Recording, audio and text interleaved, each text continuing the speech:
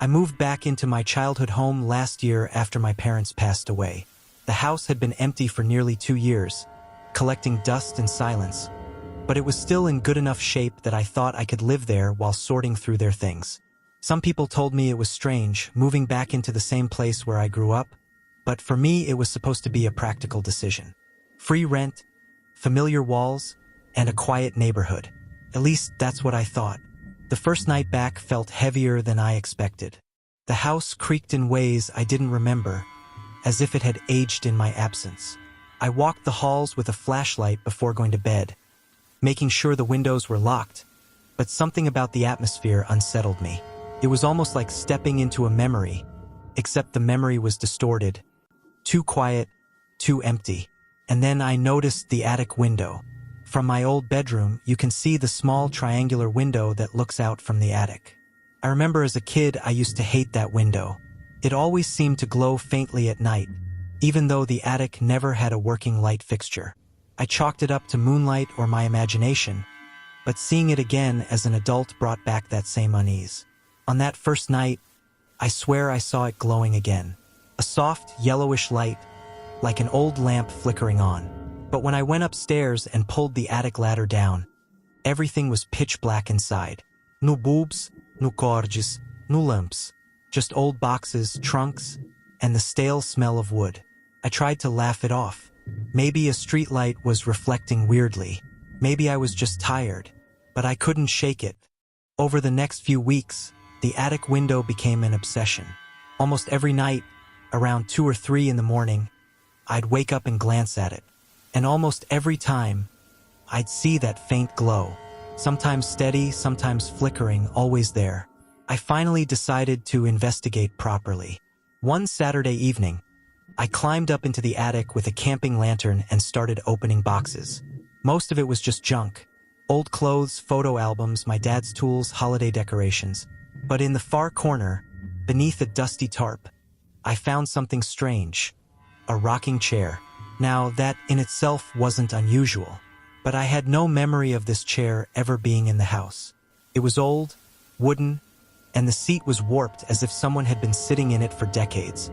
The wood creaked when I touched it, and for some reason my stomach turned cold. That night, the glow in the window was brighter than ever. Things started to escalate. I'd hear soft creaks above me while lying in bed, the rhythmic sound of wood shifting like something was rocking back and forth. Sometimes it was slow, sometimes fast, but always in that same steady rhythm. I told myself I was imagining it, but deep down I knew the sound. It was the rocking chair.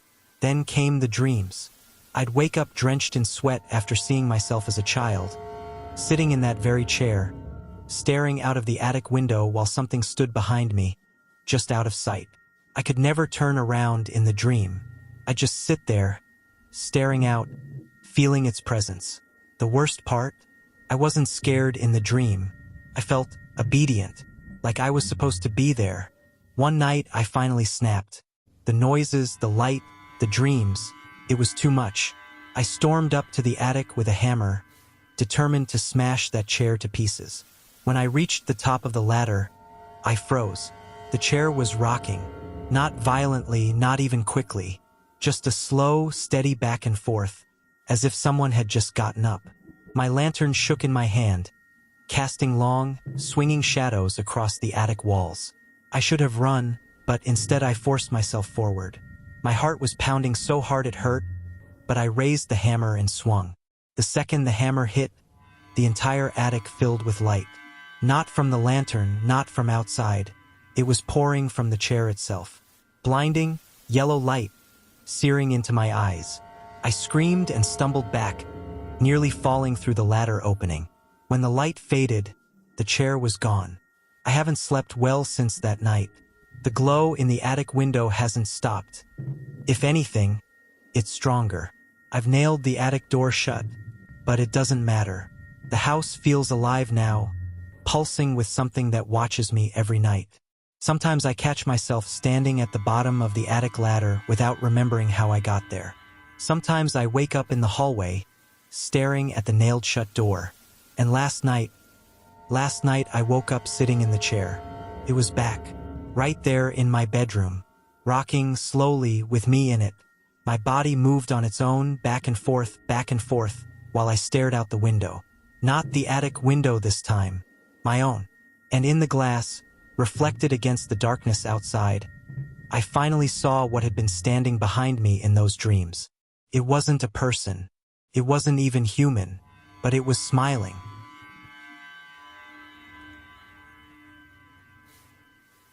Started on a Tuesday night.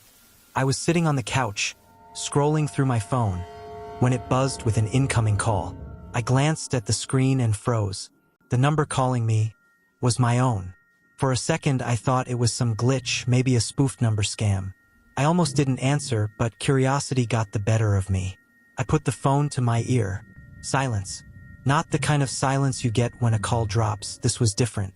I could hear something faint, like breathing, soft and steady, right on the other end. I whispered, "Hello." The breathing stopped. Then the line went dead. I laughed it off nervously, convincing myself it was just some weird scammer trick. But I'll admit it rattled me. I turned off my phone and went to bed earlier than usual that night, trying to shake the unease. The next night, the call came again. Same thing, my number flashing on the screen. I didn't want to answer this time, but some part of me felt like I had to. So I picked up, and again, nothing at first. Just that faint breathing. I was about to hang up when a voice whispered, "I can see you." The words were so quiet I almost thought I imagined them. But the moment I heard them, I dropped the phone in shock. The call disconnected instantly. I sat frozen for a long time, staring at the phone. Nobody was in the house with me. Nobody could see me. At least that's what I told myself. By the third night, I was really starting to lose it. I told myself I wouldn't answer if it rang again. But when the screen lit up with my number at 2:14 in the morning, I couldn't resist. My hands shook as I swiped to accept. This time, the voice came immediately. "You're wearing the blue shirt." I looked down. My throat went dry. "Who is this?" I demanded, trying to sound braver than I felt. The voice chuckled. A low, hollow sound that didn't even seem human. Then it said, "Don't turn around." I didn't move. My entire body stiffened, and a cold sweat broke out across my skin. I wanted to hang up, but my hand wouldn't listen. The phone was glued to my ear, the voice filling me with dread. After a long silence, the call ended. When I finally worked up the courage to glance over my shoulder, of course, nobody was there. But the shadows in the corner of the room seemed darker than before. I tried everything after that, blocking my own number, turning off the phone, even replacing the SIM card. None of it mattered. The calls kept coming. Sometimes it was just breathing, sometimes whispers, and sometimes the voice would describe what I was doing in real time. "You left the light on in the kitchen. You forgot to lock the back door. You're standing by the window again." It was always right. I thought about going to the police, but what would I even say? "Hey, my own number keeps calling me, and some creepy voice knows what I'm doing." They'd laugh me out of the station, so I kept it to myself. The worst night came last Friday. I was asleep when my phone rang. First I ignored it, but then it rang again, and again, relentless until I finally grabbed it. My number. I answered with a shaking hand. "What do you want from me?" I yelled. The voice was calm this time, almost cheerful. "Come outside." I shook my head, even though I knew they couldn't see me. "No, I'm not doing this." The voice laughed. Then it said, "You're already outside." Confused, I glanced at the phone screen. My stomach dropped. The call timer was running, but the background of the screen wasn't my usual wallpaper. It was a live video feed of me, standing outside my own house, phone to my ear, staring in through the living room window. And the worst part? The me in the video smiled.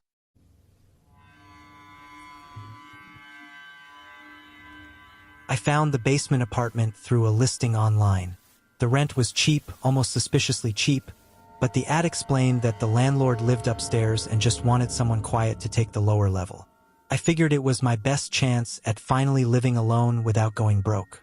When I showed up for a tour, the front door was already unlocked. A man's voice called from upstairs, telling me to head down to the basement. He said he wasn't feeling well, but that I could look around and slide the deposit under his door if I was interested. It was strange, sure, but the place itself was fine. Low ceilings, old carpet, a smell of damp concrete that never really went away. But it was furnished, utilities included, and I was desperate. I slid the envelope under the upstairs door like he asked, and by the following week, I was moved in. For the first month, things were normal. I'd occasionally hear footsteps upstairs, faint and uneven, like someone dragging their feet. Sometimes I'd hear coughing too. I figured the landlord was sick, just like he'd said. We never actually met face to face, but I left rent envelopes under the door and they always disappeared the next day. It wasn't until the second month that things started to feel wrong. One night, I was watching TV when I heard heavy footsteps directly above me. Slow, deliberate thuds, moving from one end of the ceiling to the other. It struck me then how strange it was. I'd never heard anyone go up or down the stairs to the second floor. I paused the TV and listened. The footsteps stopped. And then, after a long silence, I heard something else. A low groan, as if someone was right above me, pressing their face against the floorboards. I muted the TV, frozen. The groaning stopped, but I swear I could hear faint breathing, in rhythm with my own. The next day, I tried to knock on the landlord's door. No answer. I knocked again, louder this time. Still nothing.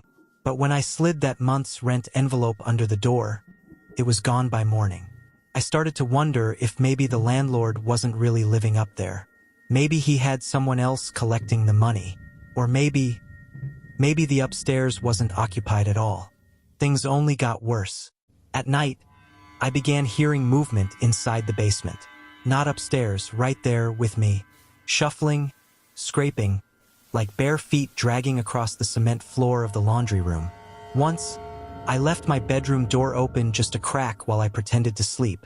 Around 2 a.m., I heard the soft shuffle of footsteps outside my room. They stopped at the door. I held my breath, every muscle in my body tense. And then, the door slowly pushed shut. By this point, I couldn't take it anymore. I decided to call the number from the original listing. Maybe I could get answers. When I dialed, it rang twice before a robotic voice said the number was disconnected. That's when I pulled out the lease agreement for the first time since signing it. There was no name on it, no address, no contact information, just my signature at the bottom of a blank page. The final night I stayed there, I woke up to the sound of whispering. Multiple voices, overlapping, impossible to understand. They were coming from the vents, the walls, the ceiling, everywhere. I stumbled out of bed, heart racing, and looked up. The ceiling above me was sagging, the wood groaning as though someone heavy was crawling across it. Dust fell in small showers, and the whispering grew louder. I grabbed my phone and ran for the door, but when I opened it, the hallway light revealed something that froze me in place. There were wet footprints, bare human footprints leading out of my bedroom and up the stairs to the second floor. My stomach turned to ice. Someone or something had been living up there after all. I forced myself up the stairs, shaking, desperate to prove I wasn't losing my mind. The footprints led straight to the landlord's door, and the door was wide open. Inside, there was nothing. No furniture, no lights. No signs anyone had lived there for years. Just a thick layer of dust across the entire floor, except for a single, clear path of footprints leading to the farthest corner of the room. And that's when I noticed the trapdoor. It wasn't leading down. It was leading further up, into the crawlspace above the house. I don't know what lived there, or how long it had been watching me from the shadows, but I didn't stick around to find out. I ran out of the house that night and never went back. Sometimes, though, when I'm walking home late, I get the feeling I'm still being followed. And when I pass dark houses, I can't help but look up at the windows, because more often than not, there's someone already looking back.